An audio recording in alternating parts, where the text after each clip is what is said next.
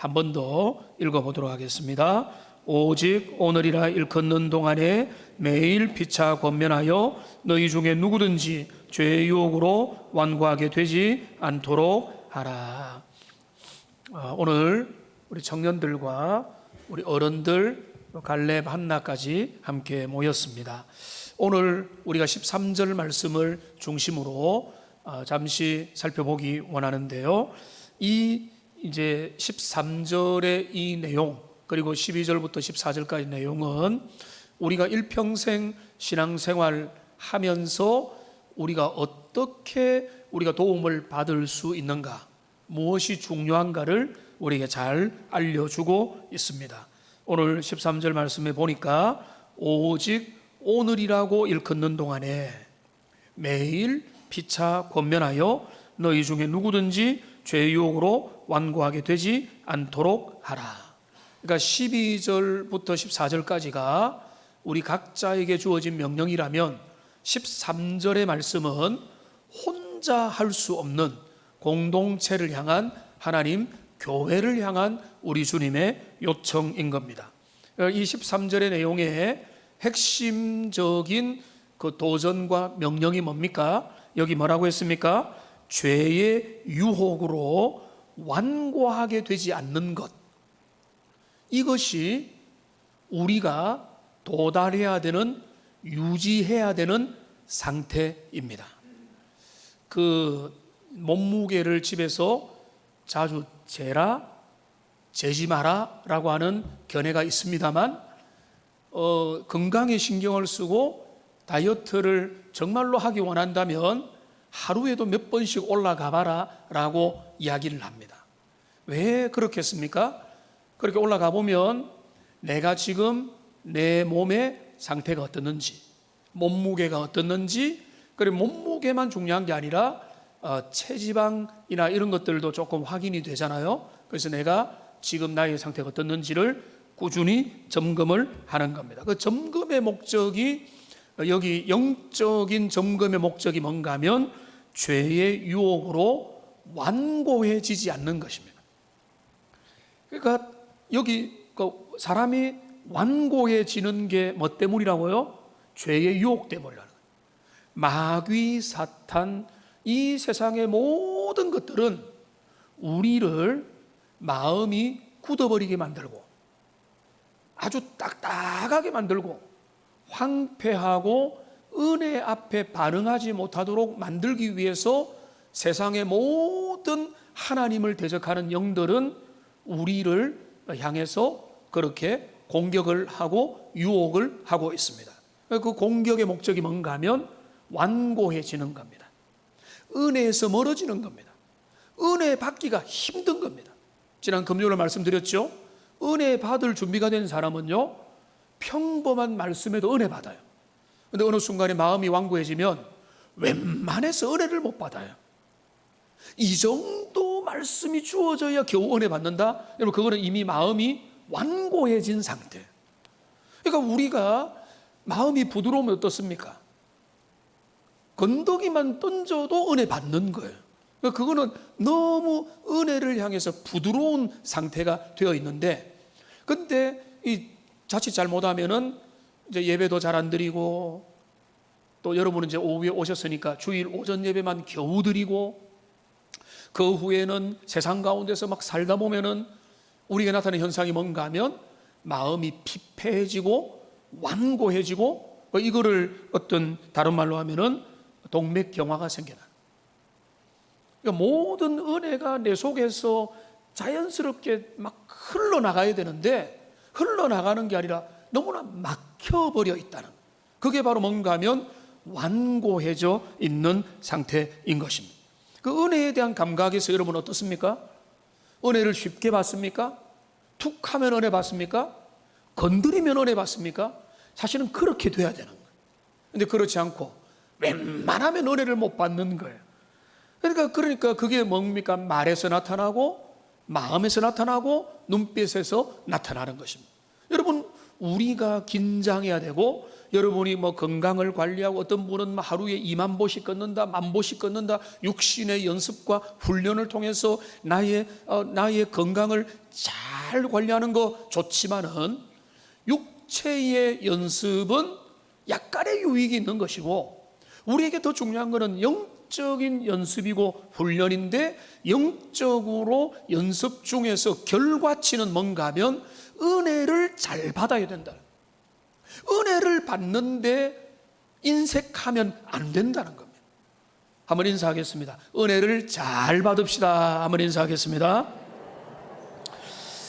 자, 은혜를 잘 받아야 됩니다. 웬만하면 은혜 받기를 원합니다. 겨우 은혜를 받아야 되겠다, 이게 아니에요. 은혜는 내 마음이 부드럽고 내 마음이 성령 충만하면 은혜는 그냥 받는 겁니다. 항상 범사에 감사하게 되기 때문에 은혜를 받을 수 있게 되는 거예요. 그러니까 지금 목표는 뭡니까? 죄의 유혹으로 마음이 완고해지지 않으려면 이거를 그런 어떤 동맥경화 현상을 막으려면 어떻게 되느냐? 여기 13절에 말합니다. 피차 권면하여 라고 말합니다. 한번 따라하겠습니다. 피차 권면하여. 자, 피차 권면한다는 것은, 이거는 공동체가 할 일이지, 혼자 절대 못합니다. 서로가 서로에게 상대방이 있고 파트너가 있어야 서로가 함께 대화를 나누고 권면을 하고 여러 가지 설득도 하고 부탁도 하는 것입니다. 무엇을 권면합니까? 교회가 모여가지고 저기 이걸 하면은 장사가 잘 되더라, 저기에 가면은 먹거리가 있더라, 이런 것을 권면한 게 아니고, 여기 권면의 핵심 뭔가 하면 이 죄의 유혹으로 은혜에서 멀어지는 것과 정반대니까 무엇이 하나님의 뜻인지, 어떻게 사는 삶이 주님이 기뻐하는 삶인지, 내 인생을 가치 있게 사는 게 젊은 날, 장년, 노년기 우리의 삶을 진짜로 보람있게 사는 삶이 무엇인지를 서로가 서로에게 권면을 주고받는 것입니다. 그러니까 우리가 하나님의 말씀을 묵상해서, 여러분, 설교는요 어떤 의미에서 일방적인 권면이죠. 설교자가 하나님의 말씀을 받아서 준비하고 기도하는 가운데 성도들 불특정 다수에게, 젊은이부터 노년기에 있는 직업과 성비가 다양한 분들에게 하나님의 말씀을 공중 앞에 권면하는 것이고, 여러분들 중에 알아들을 자가 알아듣고 은혜를 받는 일이, 그것도 일종의 영적인 공적인 권면이긴 하지만은, 그러나 이 지금 소그룹의 환경에서는 이런 영적인 권면들이 가장 잘 일어날 수 있는 환경이라는 거죠. 그러니까 함께 모여서 서로의 마음을 터놓고 또 말씀을 중심으로 같이 나누다 보면은 거기에서 우리가 함께 가야 될 목표와 방향이 나오는 겁니다. 그러니까 내가 원하는, 나는 너가 이렇게 되면 좋겠다, 이게 아니죠. 하나님이 이것을 원하신다. 하나님이 기도하기를 원하신다. 하나님은 우리가 물질을 나누기를 원하신다. 하나님은 우리가 인생을 나를 위해서, 자녀만을 위해서 살지 말고 남들을 위해서 살고 너의 삶을 보람있게 살기를 원하신다. 말씀을 가지고 발견했으면 우리가 그렇게 삽시다, 권면을 하는데, 여러분 이제 마치고 나면은 청년들도 소그룹으로 모이고 여러분이 소그룹으로 모여가지고 무엇을 하는 겁니까? 이 영적인 13절의 행위를 하는 겁니다. 피차 권면하는데, 우리가 그래도 좀 경험 있고 앞장서 있는 구역장님들이 앞장서서 말씀을 가지고 함께 교제하고 나누면서 거기에서 피차 권면하는 그런 일들이 일어나게 되는 것입니다. 그러니까 이런 환경이 우리에게 너무나 중요한 거예요. 그런데 이 피차 권면이 일어날 수 있는 소그룹의 환경을 우리가 적극적으로 밀고 나가야 됩니다. 그러니까 교회에 두 가지 기둥이 있다면요, 대그룹과 소그룹이에요. 여러분, 우리 교회가 21세기에도 건강하게 살아남고 코로나19 이후에도 건강한 역동적인 공동체가 되려면 행사를 많이 하는 게 중요한 게 아니라 역동적인 대그룹과 소그룹 모임, 대그룹으로 예배로 모이고 소그룹으로 함께 열심히 모여서 서로가 신앙을 격려하고 영적으로 자극하고 서로 돌아보고 함께 사랑과 신앙과 우정을 살피는 일들이 우리에게 계속해서 일어나야 되는 것입니다. 아쉽게도 1학기의 오늘이 마지막이지만은 2학기에는 더 적극적으로 교회는 모여야 돼요. 모여서 앞만 바라보고 말씀을 듣는 것도 너무 중요하지만은 말씀을 듣고 함께 교제하며 함께 나눌 수 있는 소그룹의 그런 내용들이 중요한 것입니다. 어떤 유명한 젊은 유튜버가 있습니다. 신사임당이라고 들어보신 적 있으세요? 앞에 고개를 끄덕하네요. 이 친구가 저보다 훨씬 젊으니까 친구라고 하겠습니다. 이 친구가 요즘에 전도를 되었어요. 우리 교회에 간증했던 그 1000억대 자산가 있죠. 그 형제를 통해서 전도가 됐더라고요. 그래서 제가 그걸 요즘에 재밌게 보고 있는데, 최근에 그 현승원 TV에 보면은 이 신사임당에 있는 그 젊은 친구가 게스트로 초청받아서 예수님을 믿고 나서 알게 된 것들 이러면서 몇 가지 아주 토크 비슷한 간증을 하는 걸 좀 들은 거 있는데요.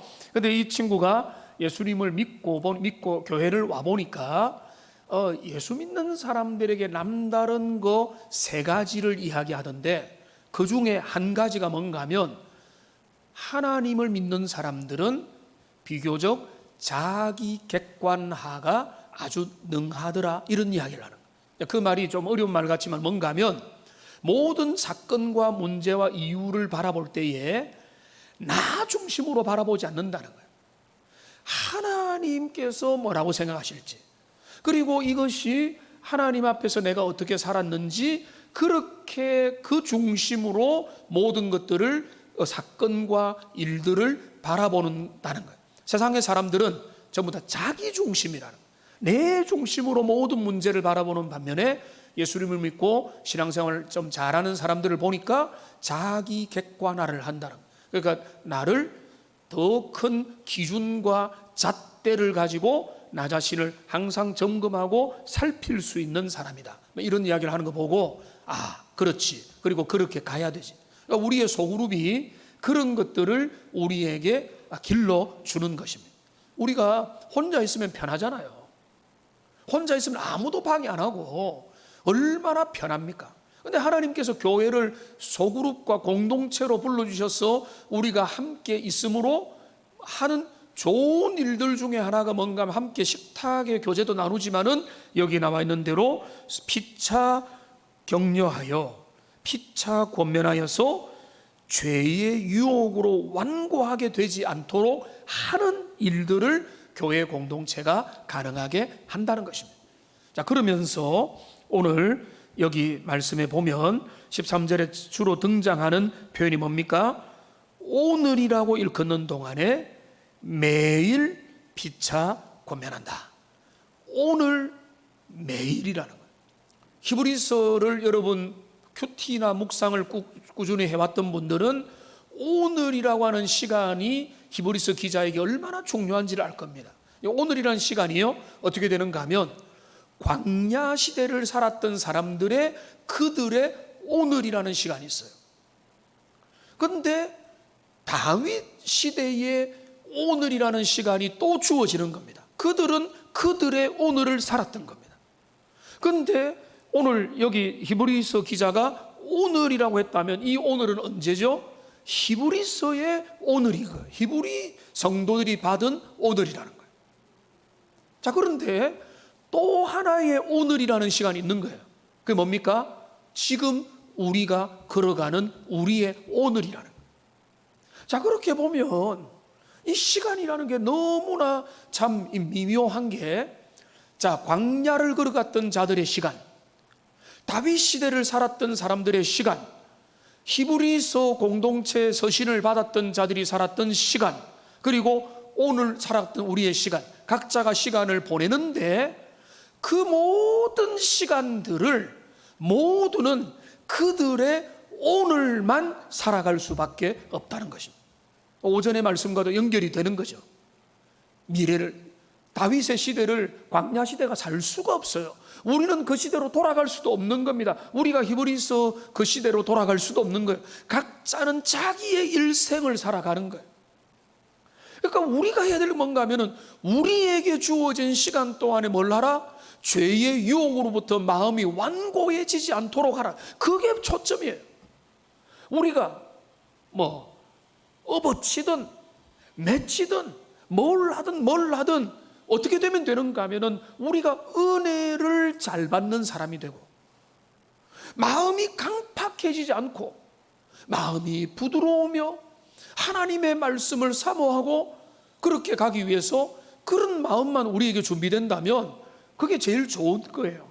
똑똑하고 뭐 실력 있고 이런 것보다 훨씬 중요한 뭔가 하면 내가 은혜를 잘 받는, 죄로 인해서 마음이 강팍해지지 않는 게 훨씬 더 중요한 거예요.